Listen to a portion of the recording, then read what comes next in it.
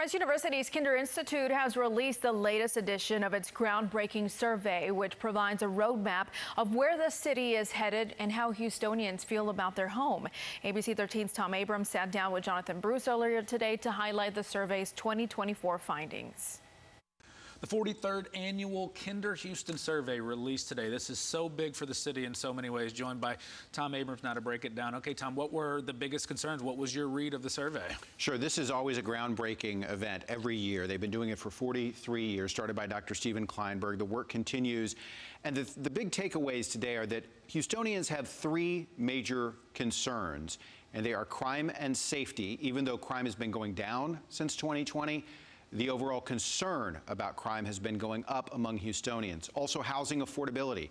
Houston has become much less affordable than it was just a few years ago. This is the case all over the country. Certainly Houston not immune to that. And then the economy in general. Houstonians very concerned about the economy and where it's headed.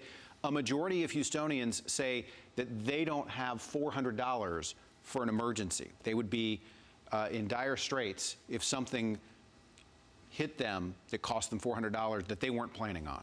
These are certainly the issues that we see and hear from when we talk about the economy and crime. I want to ask you about another one, public education funding. It has been front and center. You covered this last week with HISD, what the state has and hasn't done.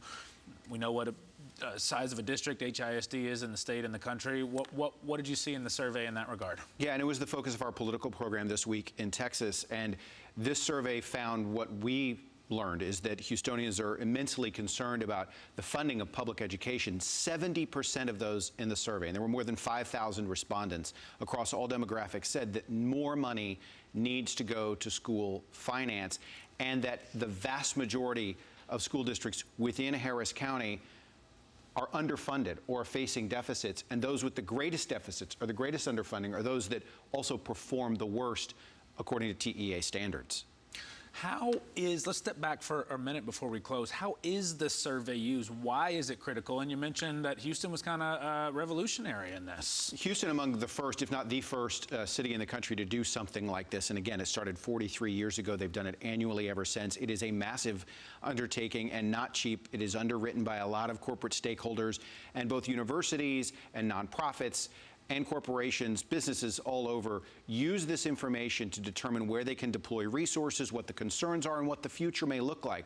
Now, what's critical to tell you right now is when you talk about the concerns about the environment, which is a concern among Houstonians, and crime and safety, this survey happened before the scandal at HPD regarding the code that didn't investigate thousands of cases, and it also happened before May when we had a couple of events in terms of potentially, climate change related storms that were intense. So the attitudes maybe today might be slightly different than they were during the course of this survey, but I think it gives you a good blueprint for how Houstonians are feeling and where the city's headed. Yeah, and last one real quick, I'd be interested to see if government officials also look at that, because you didn't mention them. But in terms of the future of this energy city, 15, 20 years from now, is that in the survey?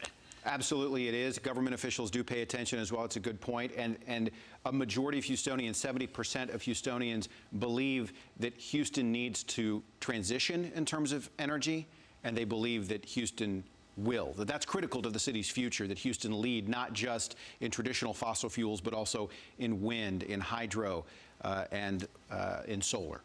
Tom Abrams breaking down the annual Kinder Houston area survey. Tom, thanks so much.